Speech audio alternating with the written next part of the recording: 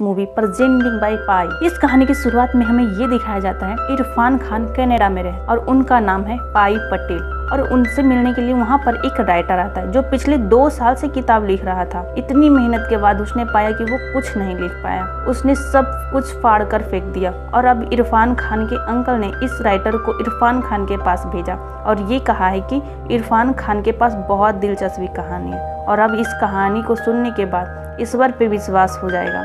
इरफान खान ये कहते हैं कि मैं ये नहीं बोलता कि तुम्हें ईश्वर पे विश्वास होगा या नहीं, लेकिन तुम्हें मैं अपनी कहानी सुना सकता हूँ। वैसे मैं रिचर्ड पाकर के बारे में कई सालों से बात नहीं की और इसके बाद पूरी कहानी फ्लैशबैक में चली जाती है और अब ये दिखाते हैं कि इरफान खान अभी बहुत छोटे हैं और उनका नाम पिसिन पटेल है। ये नाम स्विमिंग के नाम पे रखा था, लेकिन उन्हें स्कूल में सब बच्चे चिढ़ाते हैं, उन्हें कहते हैं पिसिंग पटेल, यानी कि पिसिंग मतलब होता है टॉयलेट करना।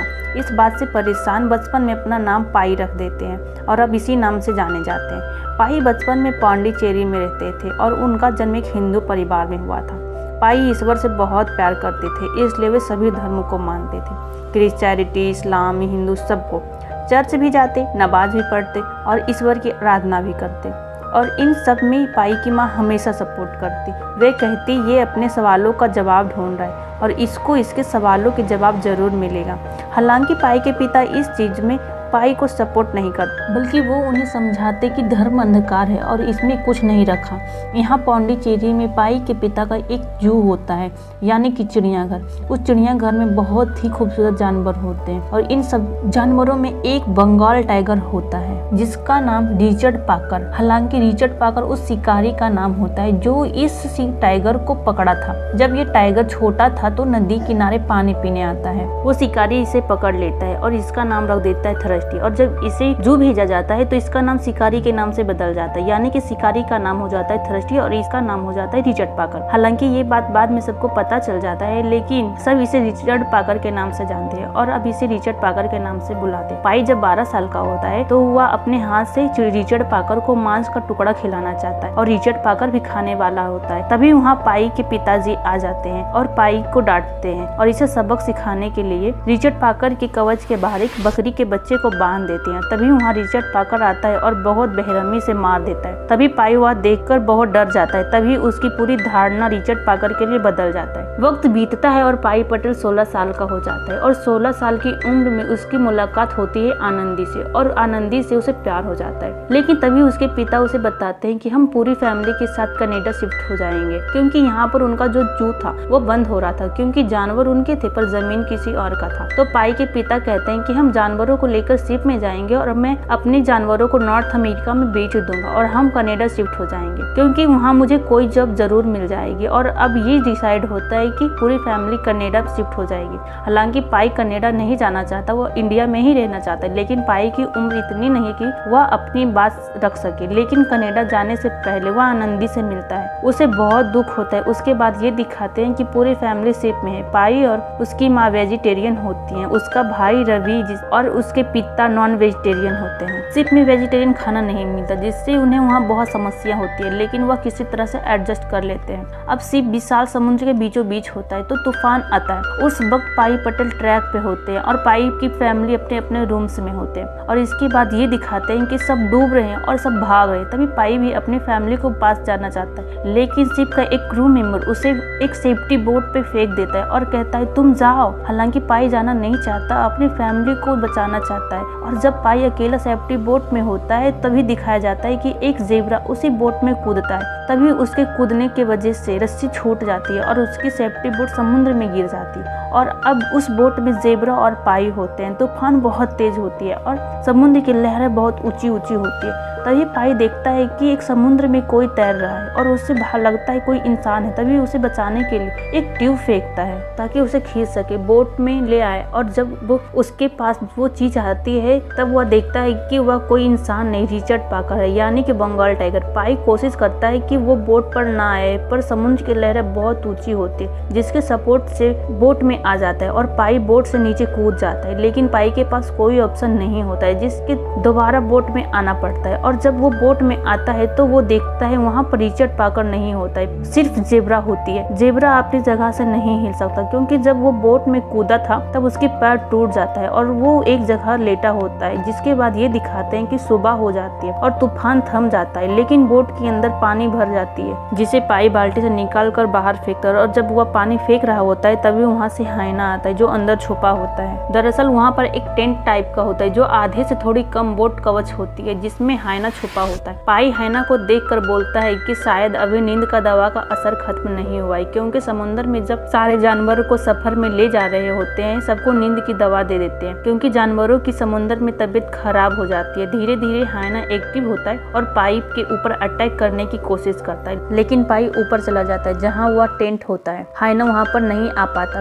उसके पास एक डंडा भी होता है जिससे वो हाइना को पीछे कर रहा होता है। तभी पाई देखता है कि एक चिंपैंजी केले के गुच्छे पर बैठा होता है और बहता जा रहा होता है। पाई उसे जोर से आवाज लगाता है और अपने बोट में बुला लेता है और अब बोट पर ये 4 लोग हैं, पाई, हाइना, चिंपैंजी, जेब्रा। बोट में पाई और चिंपैंजी के लिए खाना है लेकिन हाइना के लिए नहीं क्योंकि वह शिकारी है और रात को जेब्रा को मार देता है। पाई को भी डर होता है कि रात को सोते हुए हाइना उसे मार न दे, इसलिए बोट से एक डंडा निकला होता है, उसमें एक ट्यूब होती है और उसी के सहारे बोट के बाहर लटक कर रहता है। अगली सुबह पाई को सामान से तैरने वाले एक प्लेटफॉर्म बनाता है ताकि उसे समंदर में फेंक दे और वो वहाँ जाकर बैठ जाए ताकि वो इन जानवरों से बचा रहे। जेब्रा को हाइना पहले ही मार चुका है। अब बोट में ये 3 हैं, चिंपैंजी, हाइना और पाई। पाई जब प्लेटफॉर्म बना रहा होता है तभी वहाँ हाइना बाहर निकलता है। तभी चिंपैंजी और हाइना की लड़ाई हो जाती है। तभी चिंपैंजी हाइना को एक लपाड़ मारता है और नीचे गिर जाता है धड़क से और ये देखकर पाई बहुत खुश होता है। तभी हाइना दोबारा से चिंपैंजी पर अटैक करता है और वो उसे मार देता है। हालांकि पाई उसे बचाने की कोशिश भी करता है लेकिन वो उसे बचा नहीं पाता। पर अब पाई को बहुत गुस्सा आ जाता है और वो चाकू निकाल कर हाइना को बुलाता है, चलो आओ आओ। और तभी वहाँ से रिचर्ड पाकर निकल कर आता है, तब हाइना को मार देता है। दरअसल रिचर्ड पाकर भी नीचे छुपा होता है और इसके बाद पाई के ऊपर भी अटैक करने की कोशिश करता है, लेकिन पाई ने जो प्लेटफॉर्म बनाया होता है उसे समुद्र के में फेंक देता है और वहाँ जाकर बैठ जाता है। उस प्लेटफॉर्म को बोट से रस्सी को बांध देता है ताकि उससे दूर ना जा सके। रात भर पाई उसी प्लेटफॉर्म में हो रहता है। अब वो बोट पर नहीं जा सकता क्योंकि अगर वो बोट पर गया तो रिचर्ड पाकर उसे मार देगा, लेकिन जब उसे भूख लगती है तो उसे बोट पर जाना ही पड़ता है। पर वो बोट की ऊपर नहीं जाता बल्कि नीचे खड़ा होकर खाने का सामान निकाल रहा होता है और तभी रिचर्ड पाकर उस पर अटैक करने की कोशिश करता है और इसके बाद अब वो अपने प्लेटफॉर्म को बोट से दूर कर लेता है। इसके साथ भी ये दिखाते हैं कि सेफ्टी बोट में खाने का सामान के साथ मैनुअल एक बुक भी होती है, उसमें लिखा होता है अगर आप समंदर में फंस गए तो आपको क्या क्या करना चाहिए होता है। उसमें मैप भी होता है लेकिन पाई को मैप देखना नहीं आता और पाई वो सब कुछ करता है जो वो बुक में लिखा होता है। ईश्वर से ये भी बोलता है तुमने मुझे बनाया है, तुम ही मेरा सब कुछ हो और तुम ही अब मुझे रास्ता दिखाओगे। पाई जानता है कि समुद्र का सफर बहुत लंबा होने वाला है और जो प्लेटफॉर्म पाई ने अपने लिए बनाया है उस पर बहुत लंबे समय तक रहा नहीं जा सकता, इसलिए वो तय करता है कि वो रिचर्ड पाकर को ट्रेनिंग देगा ताकि उसे अपने हिसाब से कंट्रोल कर सके, लेकिन इसकी ये कोशिश नाकामयाब होती है। और यहाँ पर अब सबसे बड़ी प्रॉब्लम ये है कि वहाँ पर खाने के लिए कुछ भी नहीं है क्योंकि रिचर्ड पाकर जेब्रा को और हाइना को दोनों को खा चुका है। और सबसे बड़ी समस्या ये होती है कि रिचर्ड पाकर के पास पीने के लिए पानी नहीं होता है। अब पाई उसकी मदद करने की कोशिश करता है, उसे पानी पिलाता है और सीटी के जरिए उसके साथ कम्युनिकेट करने की कोशिश करता है, यानी कि उसे अपने थॉट समझाने की कोशिश करता है। लेकिन रिचर्ड पाकर का रवैया अभी भी पाई की तरफ बहुत एग्रेसिव होता है। पाई मछली पकड़ने की कोशिश करता है क्योंकि पाई जानता है अगर रिचर्ड पाकर की भूख आउट ऑफ कंट्रोल हो गई तो वो पानी में कूद कर मार सकता है। पाई मछली पकड़ने की कोशिश करता है लेकिन उसे कामयाबी नहीं मिलती और इसके बाद होता है वही जो पाई ने सोचा होता है। रिचर्ड पाकर समंदर में कूद जाता है लेकिन वो मछली नहीं पकड़ पाता। तब वो पाई की तरफ बढ़ता है, तब पाई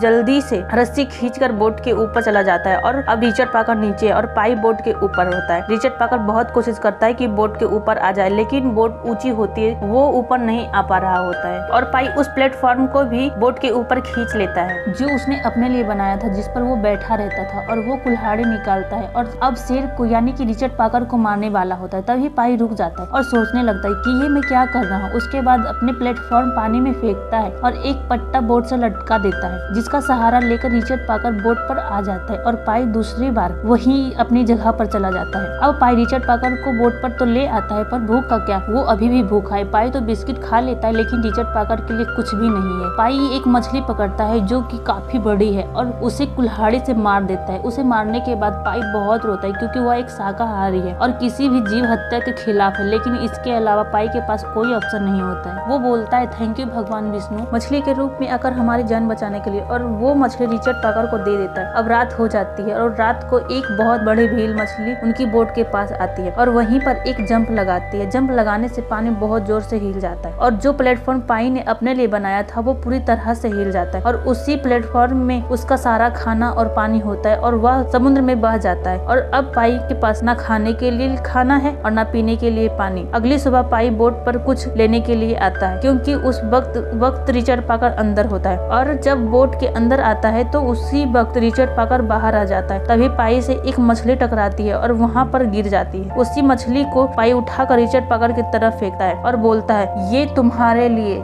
जैसे वो मछली रिचर्ड पाकर की तरफ फेंकता है वो मछली उड़ जाती है। दरअसल वह मछली उड़ने वाली होती है। अब रिचर्ड पाकर और पाई दोनों मछली की तरफ देख रहे होते हैं। तभी दूसरी तरफ देखते हैं कि वहाँ से बहुत बड़ी मछली का झुंड उनकी बोट के आगे से गुजरता है, और जब उनकी झुंड बोट के आगे से गुजरता है तो बहुत सारी मछलियाँ उनकी बोट में गिर जाती है और एक बड़ी मछली जो उन मछलियों को खाने आ रही होती है वो भी बोट में गिर जाती है। उस मछली को रिचर्ड पाकर खाना चाहता है पर उससे पाई छीन लेता है और कहता है ये मेरी है। रिचर्ड पाकर उस मछली को छोड़ देता है। हालांकि पाई शाकाहारी है पर उसके पास खाने के लिए कुछ नहीं है, इसलिए मछली खाना शुरू कर देता है। अब इसके साथ पाई अब रिचर्ड पाकर को ट्रेन करने की कोशिश करता है, उसे अपने कंट्रोल में लाने की कोशिश करता है और अब इस बार पाई के काफी हद तक कामयाबी मिल जाती है। लेकिन अभी भी पाई बोट पर नहीं रह सकता क्योंकि जानवर का कोई भरोसा नहीं, वो कब हमला कर दे कहा नहीं जा सकता। इसी तरह से दोनों का सफर चल रहा होता है और एक रात को बहुत जोर से तूफान आती है और उस तूफान में इन दोनों की हालत खराब हो जाती है। इसी के साथ साथ पाई का प्लेटफॉर्म पानी में बह जाता है जो उसने अपने लिए बनाया था, और अब पाई के पास अलग से रहने के लिए कुछ नहीं है और इसके आगे इन दोनों को बोट पर एक साथ ही रहना पड़ेगा। कुछ दिन बीतते हैं। अब इन दोनों के हालात खराब हो जाती है। रिचर्ड पाकर भी अपनी जगह से हिल नहीं पा रहा होता है। पाई उसके पास जाता है और उसकी सर अपने गोद में रखता है और बहुत रोता है। वो कहता है कि रिचर्ड पाकर हम मर रहे हैं, लेकिन शायद किस्मत ने इन दोनों के लिए कुछ और सोच रखा था। एक सुबह जब पाई की आंख खुलती है तो वो देखता है कि उसकी बोट एक टापू के किनारे पर होती है। पाई उस टापू पर उतरता है, कुछ जंगली सब्जियां खाता है और वह आगे जाता है, और जब वो आगे जाता है तो उस टापू पे हजारों नेवले होते हैं और वहीं पर बीच में झील होती है और पाई उस झील में जाकर नहाता है। तभी वहाँ पर रिचर्ड पाकर भी आ जाता है जो नेवलों को खाकर अपना पेट भरता है। शाम को पाई पेड़ पर सोने के लिए इंतजाम कर रहा होता है। तभी वह देखता है कि सारे नेवले जो टापू पर होते हैं वो सारे के सारे उस पेड़ पर चढ़ जाते हैं और रिचर्ड पाकर भी भागकर बोट में चला जाता है। पाई को कुछ समझ नहीं आता, लेकिन रात को जब पाई की नींद खुलती है तो वो तालाब में देखता है तो वहाँ पर जितनी भी मछलियाँ होती है वो सब मर चुका होता है और वो सब के सब पानी में गल रही होती है। उसके बाद ये दिखाते हैं कि पाई जिस पेड़ पे बैठा होता है उसी पेड़ पे सिर के ऊपर एक फल लगा होता है, लेकिन वो फल नहीं होता। पाई जब उसे खोलता है तो उसके अंदर इंसान का एक दांत होता है और पाई समझ जाता है कि ये आइलैंड आदमखोर आइलैंड है। दरअसल उस आइलैंड में रात को जितनी भी पानी था वो सारा एसिड में बदल जाता था और पानी में जितनी भी मछलियाँ थी सब मर जाती थी और वहीं पर गल जाती थी, और इसी कारण से वहाँ पर जितने भी नेवले थे वो सारे के सारे पेड़ पर चढ़ जाते थे और रिचर्ड पाकर भी नाव में चला जाता था क्योंकि रात को जो भी वहाँ रहेगा उसे सिर्फ मौत मिलेगी। दरअसल वो एक आदमखोर आइलैंड था जो कि पशु पक्षी आदमी किसी को भी मार सकता था। अगले दिन पाई बहुत सारी सब्जियां खाता है और अपने लिए बोट में बहुत सारे सब्जियां भर लेता है और रिचर्ड पाकर के लिए बहुत सारे नेवले भर लेता है क्योंकि अब उन्हें यहाँ से आगे का सफर तय करना है। पाई पूरी तैयारी करने के बाद सीटी बजाता है और जोर से रिचर्ड पाकर को आवाज लगाता है और रिचर्ड पाकर भागकर बोट पर चढ़ जाता है। अगर वो रिचर्ड पाकर को आइलैंड पर छोड़ देता तो वो मारा जाता, इसलिए वो उसे अपने साथ ले जाता है। इसके साथ दोनों बहुत लंबा सफर तय करते हैं और फाइनली मैक्सिको के बीच पर पहुंच जाते हैं और वहाँ पर रिचर्ड पाकर उतरता है और जंगल की तरफ जाता है। पाई भी थककर वहीं किनारे पर पड़ा होता है और पाई सोचता है कि रिचर्ड पाकर उसे पीछे मुड़कर जरूर देखेगा, लेकिन वो उसे पीछे मुड़कर नहीं देखता है और वो जंगल में चला जाता है। इस बात से पाई को बहुत दुख होता है और वो बच्चों की तरह रोता है। तभी वहाँ कुछ लोग आ जाते हैं और वो पाई को उठाकर अपने साथ ले जाते हैं। अब कहानी घूमकर फ्लैशबैक से प्रेजेंट में आ जाती है जहाँ पर इरफान खान यानी कि पाई बड़ा हो चुका है। वो उस राइटर को पूरी कहानी सुना रहा है। इरफान खान बोलता है कि ईश्वर हमेशा मेरे साथ था। अगर मैं उस आइलैंड पर ना पहुंचा होता तो मैं मर जाता और अगर मुझे वो दांत नहीं मिलता तो मैं शायद मैं उसी आइलैंड में हमेशा के लिए रह जाता। लेकिन ईश्वर हमेशा हर हर कदम पे मेरे साथ था। पहले मुझे उस आइलैंड पे आराम दिया और उसके बाद उसने मुझे अपना सफर तय करने का जरिया रखने का संकेत दिया। इरफान खान बोलते हैं कि अगर रिचर्ड पाकर नहीं होता तो मैं शायद जिंदा नहीं रहता। उसने मुझे जिंदा रहने की वजह दी, लेकिन सबसे ज्यादा दुख तब होता है जब आप किसी को अलविदा ना कह पाओ। वो कहते हैं कि मेरे पिता ने जो कुछ मुझे सिखाया था उसी के वजह से मैं जिंदा रह पाया। काश मैं उन्हें थैंक यू कह पाता, काश मैं रिचर्ड पाकर को ये कह पाता कि अब सब ठीक है, ईश्वर हमारे साथ है, मेरी जान बचाने के लिए शुक्रिया। अब राइटर बोलता है कि मुझे कई चीजों पर यकीन नहीं हो पाता। इरफान खान बोलता है जहाज में केवल